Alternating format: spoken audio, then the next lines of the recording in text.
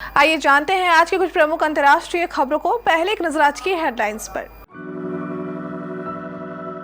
गौतम अडानी को पछाड़कर फिर भारत के सबसे अमीर शख्स बने मुकेश अंबानी। जॉब बजट बता रहे हैं अवध ओझा, 47 लाख युवाओं को 3 साल तक भत्ता, 30 स्किल इंडिया इंटरनेशनल सेंटर खोले जाएंगे। दिग्गज वकील शांति भूषण का निधन, 1975 में रद्द करा दी इंदिरा गांधी की लोकसभा सदस्यता। 2 हफ्तों में 5 बार मंत्री की हत्या करने की कोशिश, नवकिशोर दास से खासा नाराज था एएसआई गोपाल दास। यूक्रेन युद्ध की बरसी पर रूस, चीन, दक्षिण अफ्रीका करेंगे ये बड़ा काम। 400 रुपए खर्च कर एक झटके में महिला बनी करोड़पति, ऐसे पलटी किस्मत। दुनिया के सबसे भ्रष्ट देशों में 140वें स्थान पर पाकिस्तान। हिंडनबर्ग रिपोर्ट से हिचकोले खोने लगे थे, अब दोस्तों ने लगा दिया अडानी की नैया पार। बिग बॉस 16, शिव प्रियंका को पछाड़ ट्रॉफी अपने नाम करेंगे एमसी स्टेन, फिनाले में आएगा जबरदस्त ट्विस्ट। और निर्णायक मैच में इन 5 खिलाड़ियों पर सभी की निगाहें, नंबर 3 से भारत को होगा खतरा। रिलायंस कंपनी के मालिक मुकेश अंबानी एक बार फिर देश के सबसे अमीर शख्स बन गए हैं। उन्होंने अडानी ग्रुप के मालिक गौतम अडानी को सबसे ज्यादा नेटवर्थ के मामले में पीछे छोड़ दिया है। ये जानकारी फोर्ब्स ने दी है। गौतम अडानी के शेयरों में आई गिरावट के चलते उनकी नेटवर्थ 83.9 अरब डॉलर हो गई। दूसरी ओर रिलायंस के मालिक मुकेश अंबानी की नेटवर्थ अब 84.3 अरब डॉलर हो गई। फोर्ब्स के मुताबिक अडानी अब दुनिया के सबसे अमीर लोगों की लिस्ट में 10वें नंबर पर है, तो वही अंबानी 9वें नंबर पर है। रिपोर्ट्स की माने तो अडानी को बीते 24 घंटों में 10 अरब डॉलर का घाटा हुआ है। देश का यूथ फाइनेंस मिनिस्टर यानी निर्मला सीतारमण से आज जॉब्स को बूस्टर डोज देने की उम्मीद कर रहा था ताकि फ्यूचर ब्राइट हो जाए, उनका भी और देश का भी। फाइनेंस मिनिस्टर ने पूरे बजट में रोजगार या जॉब्स शब्द का इस्तेमाल ही महज 4 बार किया।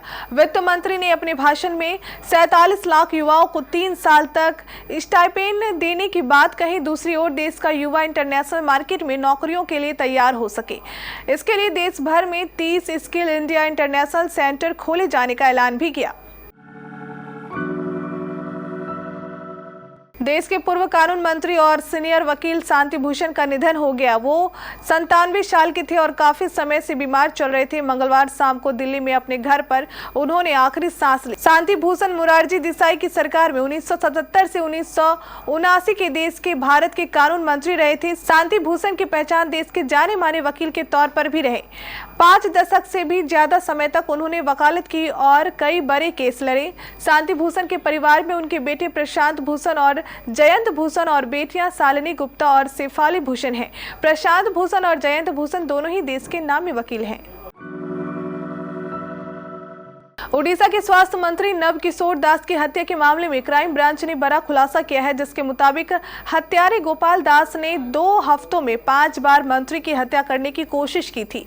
बताया जा रहा था कि रिश्तेदार की नौकरी को लेकर गोपाल दास ने मंत्री से सिफारिश की थी, जिसके बाद नवकिशोर दास ने मना करने के साथ ही उसे जमकर फटकार लगाई थी। इसके बाद से ही एएसआई गोपाल दास मंत्री की हत्या को लेकर योजना बनाए बैठा था। वह अक्सर इस मौके की तलाश में रहता था कि नवकिशोर दास से बदला लिया जा सके। वहीं बीते रविवार को मौका मिलते ही गोपाल दास ने ओडिशा के स्वास्थ्य मंत्री नवकिशोर दास की हत्या कर दी थी।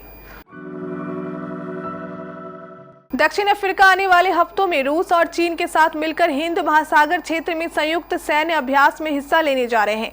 तीनों देशों के बीच ये सैन्य अभ्यास ऐसे समय में होने जा रहा है जब यूक्रेन और रूस के बीच जारी जंग को भी 1 साल पूरा होने जा रहा है। रूस और यूक्रेन के बीच पिछले साल 24 फरवरी से सैन्य संघर्ष की शुरुआत हुई थी, जिसके बाद अमेरिका और उसके सहयोगियों ने रूस पर गंभीर आर्थिक प्रतिबंध लगाए थे।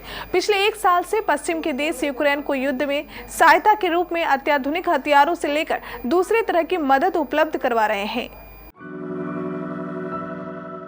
केवल 400 रुपए खर्च कर महिला करोड़पति बन गई। उसने करीब 2.5 करोड़ रुपए की लॉटरी अपने नाम की। महिला को जीतने के बाद भी खुद की किस्मत पर विश्वास नहीं हुआ। इस कारण उसने कई बार टिकट को चेक करके देखा। अमेरिका के मिशिगन में रहने वाली इस महिला ने 400 रुपए के कूपन की एवज में लॉटरी का टिकट खरीदा था। हालांकि उनकी पहचान जाहिर नहीं की गई है। महिला ने अपनी कार के अंदर बैठकर लॉटरी के विनिंग अमाउंट की जाँच की। जब उन्होंने देखा कि वह 2.5 करोड़ रुपए की लॉटरी जीत गई तो उन्हें विश्वास ही नहीं हुआ। महिला ने इसके बाद कई बार टिकट की जांच की और लॉटरी ऐप पर जाकर भी कंफर्म किया। भ्रष्टाचार विरोधी संस्था ट्रांसपेरेंसी इंटरनेशनल ने मंगलवार को वर्ष 2022 के लिए भ्रष्टाचार धारणा सूचकांक जारी किया। 180 देशों के इस ताजा लिस्ट में पाकिस्तान 144वें स्थान पर है। रिपोर्ट के मुताबिक पिछले साल के मुकाबले वहां के हालात में कोई बदलाव नहीं दिखा है। कर्ज में डूबे इस देश की यह रैंकिंग दिखाती है कि नेताओं ने भ्रष्टाचार निरोधी प्रयासों की अनदेखी की है। पूरे क्षेत्र में बड़े पैमाने पर भ्रष्टाचार व्याप्त है। ट्रांसपेरेंसी इंटरनेशनल ने मंगलवार को कहा कि उसके अध्ययन के अनुसार दुनिया के अधिकतर देश भ्रष्टाचार से लड़ने में विफल रहे हैं और 95% देशों ने 2017 के बाद से बहुत कम या कोई प्रगति नहीं की है।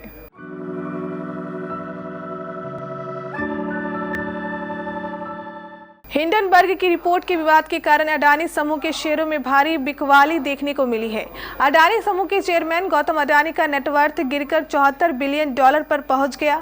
अमेरिकी रिसर्च फर्म के नेगेटिव रिपोर्ट के कारण शुरुआत में अडानी इंटरप्राइजेस की FPO के सब्सक्रिप्शन में सुस्ती देखने को मिली, लेकिन 31 जनवरी को आखिरी दिन जबरदस्त उछाल आया।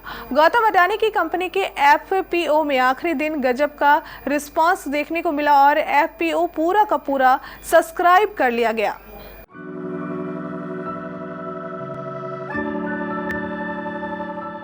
Controversial reality show big boss 16 में फिनाले की जंग शुरू हो गई है। शो के आधा सीजन बीत जाने के बाद से ही दावा किया जा रहा है कि बिग बॉस 16 की ट्रॉफी शिव ठाकरे या फिर प्रियंका चाहर चौधरी अपने नाम कर सकती है, लेकिन अब MC स्टेन ने पूरी बाजी को पलट दिया है। फिनाले से चंद दिनों पहले सोशल मीडिया पर MC स्टेन के फैंस तेजी से एक्टिव हुए हैं और उन्होंने रैपर को विनर बनाने की ठान ली है। वहीं गेम में भी स्टेन ने हिस्सा लेना शुरू कर दिया है, जिस वजह से कहा जा रहा है कि MC स्टेन प्रियंका और शिव की नाक के नीचे से ट्रॉफी उड़ाकर ले जाएंगे।